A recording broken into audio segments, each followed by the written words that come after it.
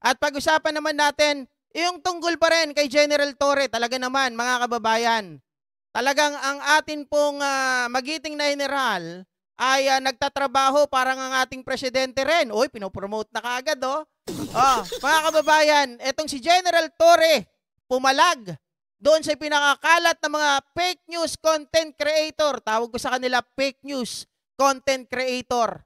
Mga kababayan, kumikilos itong si General Torre na naayon po sa kanyang trabaho at naayon lamang na sagutin ang mga fake news na ipinapakalat dahil ito po ay mga kababayan nag-i-imply ng hindi po maganda sa atin pong administrasyon at sa atin pong lansangan dahil nagbibigay po ito ng takot sa ating mga kababayan. Yan po ang pag-usapan natin mga kababayan.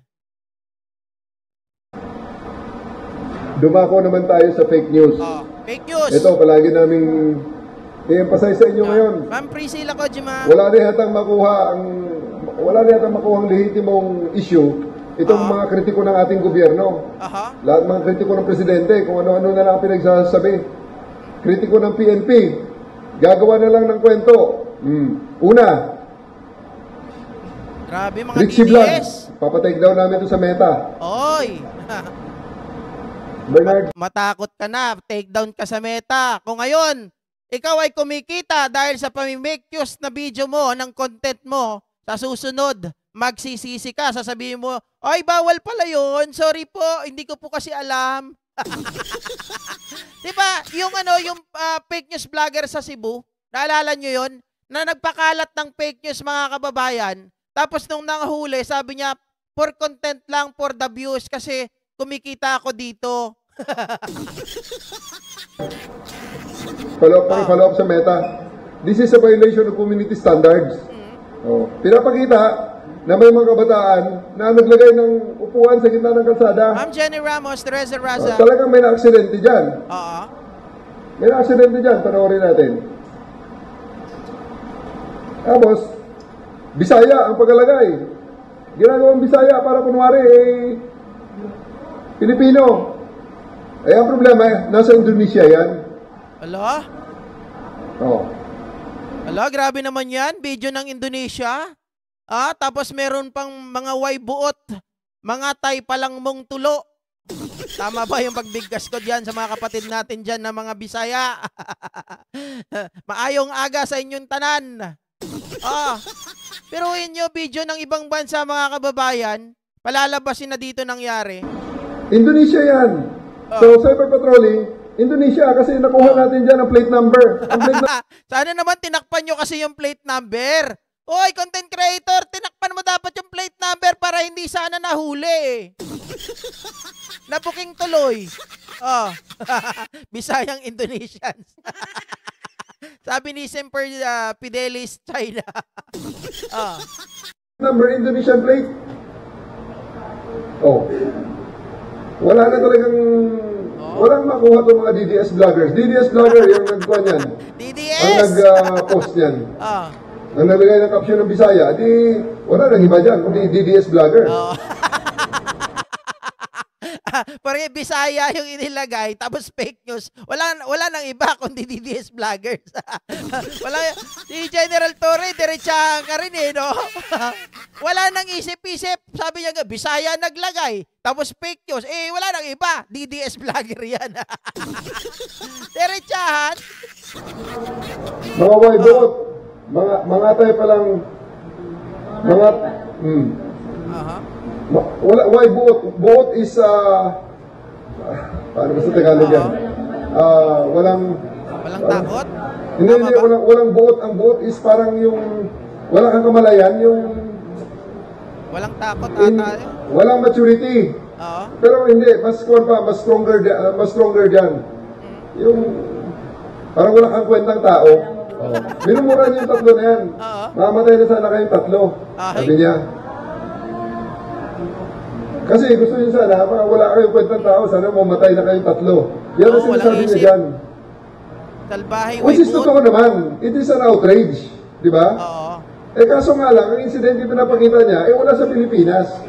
So it's crazy. Pinapalabas sila na parang nandito sa Pilipinas at parang wala nang sense, wala nang orderliness, wala nang peace and order sa atin na parang kung sino-sino at kung ano-anong ginagawa. Hindi po nangyari sa atin yan. Siguro naman, wala pang Pilipino. Wala sana Pilipinong ganyan, ha? Hopefully, pwedeng gawin ng Pilipino yan, pero hindi pa ginagawa ng Pilipino at wala pa tayong recorded na ganyan. Okay? Walang isip, wala Pangalawa, eto, natuklasan ng ating kapulisan mula sa ACG sa isang viral video na kumakalat sa social media kung saan makikita ang isang tao na tangkang saksakin. O, yan. At tinaga. Ang nag-load na naman yan ay si Kerwin Salvador de la Cruz. Nako po. Nire-upload. At yan ay nangyari sa Vietnam. Ay, nako! Ay, nako naman! Thailand, tapos ngayon Vietnam. Hanap naman kayo ng matinong video nyo, oy. Akala nyo kay General Torre, ha? Pinanganak kahapon. Mga kababayan, ibahin nyo si General Torre sa mga nagdaang mga general. Ha? Yung ibang mga general na nagdaan, sorry, tamaan ang gustong tamaan. Diba? Pero yung mga yon, sila pa ata nagtuturo ng krimen eh. May isang tao dyan, sige, sunugin nyo yung bahay, patayin nyo. Diba? Pero si General Torre, mga kababayan, ibahin ninyo. Nag-iisip, nag-iimbestiga, at syempre, mga kababayan, tinutunton kung saan nanggaling. Diba? Yung ugat ng mga ito, hindi basta-basta, hindi basta-basta pinapalabas. So, tapos sasabihin nila yung police at pagkatapos kung sana kung si tatay daw nila walang ganyan. Yan ang mga comment. Time nga ni tatay nila, may na-armalite nga sa gitna ng Commonwealth O, di ba? Grabe. Proud pa sila. Yung tatay nga nila. may inarmalite sa Commonwealth. Tama, di ba? Diba? Wala na talagang magawa, kundi ito na lang ang kanilang ginagawa. Pasamain ang mukha ng ating bansa na para bang napakagulo natin. Hindi okay, wait lang. Sabi ni Lino de la Cruz, matagal nang patay si Ayo ang Maliksi. Kailan ba nangyari yung bilihan ng boto na yan? Palagay ko, hindi yan itong recent na halalan. Kasi meron pa dyan sinasabi na tumatakbo si John Vic at si Jolo. Mga kababayan, hindi naman po tumakbo si John Vic nung nakaraang halalan. So, malamang sa malamang, tama ka sir, ano pangalan nito? Lino de la Cruz, na medyo matagal na itong pangyayari na yan na nakuhanan po ng audio recording. Totoo. So ngayon, ito ay papatake down din natin ang vlog na ito at kakasuhan din natin. Naku po! Pangatlo, ay guys, baka hindi pa kayo nagla-like, pa-like naman ang video natin, please. 700 tayo dito. Kahit paabutin nyo lang ng 400, okay na yan. Medyo balance na. Pero kapag 700 tapos 300 lang, medyo kulang. Kailangan mas mataas tayo ng konti, mas mataas tayo ng half. Viral video din. Ang bubugbog sa isang estudyante na pinalalabas Pilipinas na naman. Bullying. DDS! Humakot ito ng 17,000 views at 85, napakaraming reaksyon. Tapos sa mga trolls naman, walang tigil sa kapupula ng ating gobyerno.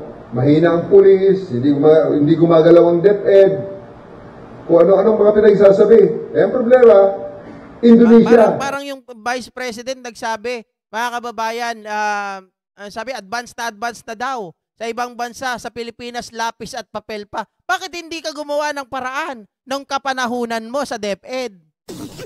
Diba? Again, kasi nga, kamukha natin, tingnan nyo, may mga markings. So, ang mga markings na yan, tinignan natin sa mga t-shirt ng mga markings, wala talaga sa Pilipinas yan. Yes, mga kababayan, may pandetect sila. Madali naman malaman yan kapag IT ka. Meron yan tinatawag na tawag dito yung special code, mga kababayan, na kung saan matitrace mo talaga sa nanggaling, sa ang cellphone or computer, kaninong account nanggaling, malalaman mo yan. Meron siyang special code na talagang unique para sa kanya. Kaya nga, Mga kababayan, hindi nyo napapansin kapag halimbawa ay kumopya ka, nag-download ka ng video na hindi sa'yo, tapos ginawa mo, ni-re-upload mo. Napapansin nyo sa mga content creators, yan ay binibigyan nila ng reaction. Hindi pwedeng i-download, upload mo kaagad dahil ang mangyayari dyan ay madedetect po yan na ikaw ay nag-copyright dahil meron yan unique na number.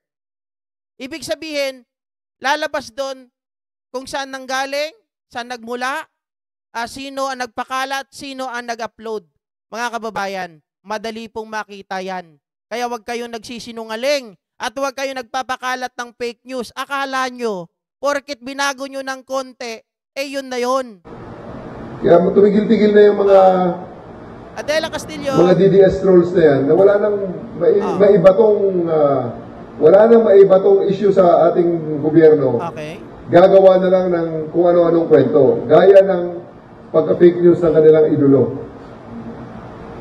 Diretsuhin na natin. Wala na daw kayong mailabas na balita para may pagtanggol yung inyong idolo, kaya naninira na lang kayo. Wala na kayong magawang matino. Diba? Kaya nagpapakalat na lang kayo ng fake news para sirain ang gobyernong ito. DDS. Magkaroon naman kayo ng kahihiyan sa sarili nyo. Sana naman lang, ha? Isipin ninyo, mga kababayan, unang-una, sisikat kayo, kikita kayo ng konting pera, pero pagdating ng panahon, yung pera nyo yan, sabi ni General Torre kanina, mga kababayan, ipapatake down. Siyempre, kakasuhan kayo. Pag nakasuhan kayo at hindi nyo naipanalo, kulong kayo. Ngayon, yung pera na sinahod nyo, mga kababayan, may gagastos nyo po sa kaso. Pag natalo kayo, may gagastos nyo rin po. Magagamit nyo pa ba yan sa kulungan? Hindi. Siyempre, mga ka-GPnatics, hindi nyo po yan mapapakinabangan. Sabi ko nga di baling konti ang kita, kagaya po ng ginagawa natin, mga ka-GPnatics, nag-e-enjoy tayo at the same time, wala tayong tinatapakan. Kung meron man minsan, hindi naman tayo sumusobra, hindi tayo lumalabis kagaya po ng ginagawa ng mga DDS na to. Nagre-reaction tayo, nung pinalabas natin yung ulo ni Marcoleta, hindi ko sinabi na ganun talaga yung itsura niya. Pero inilabas lang ito ng isang editor, mga kababayan, na sabi, baka malamang ganito ang itsura ni Marcoleta habang walang piluka. Diba? Nang dahil sa keyboard warrior yan mula sa China para mapanalo nila si Sara. Kaya nga diba? Alam nyo, napapansin ko sa DDS, tama po yung nagsabi na kahit fake news pinapatulan, kahit walang kakwenta-kwenta pinapatulan, kasi para lumutang ng lumutang yung pangalan ni Sara. Kahit na halimbawa, katulad po nung lumabas sa Kuwait na walang tao, na napakarami po ng gwardya, napakadami po ng kanyang mga bodyguard, hinaharangan wala naman mga tao. Mga kababayan, kaya pinapatulan din yan ng mga DDS at kinakalat. Alam nyo kung bakit? Maging yan ay negative or positive, mga kababayan, yan ay patuloy na nagpapakita po na kung saan hindi mawawala si Sara sa balita. Yun ang gusto nilang mangyari. Diba? Sabi ni Efren Sinugba, hindi na kasi dapat pinagpapatulan. Ay, mali po kayo doon, Sir Efren. Kapag hindi mo po pinatulan yung mga yan, lumalala. Di ba, Ma'am Silvia Coronel? Lumalala po yan. Remember, uulitin ko, nung panahon po na wala pa si Claire Castro, nung panahon na wala si General Torre, wala pong nagde-debunk sa mga fake news ng mga DDS. Anong nangyari? Lumala, dumami sila kasi marami silang napaniwala Sabi nila, silence means yes. Kapag hindi mo sinagot, hindi mo dinibang, maniniwala sila doon. Di ba, Alea Nabal? Sabi niya, TJR2K25, di baling saging, basta labing. Di ba?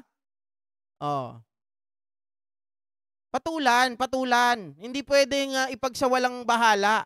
Kailangan kasi madebunk natin para malaman na fake news ang ginagawa ng mga ito. Otherwise, mga kababayan, dadami po ang kampon ng kadiliman at kasamaan.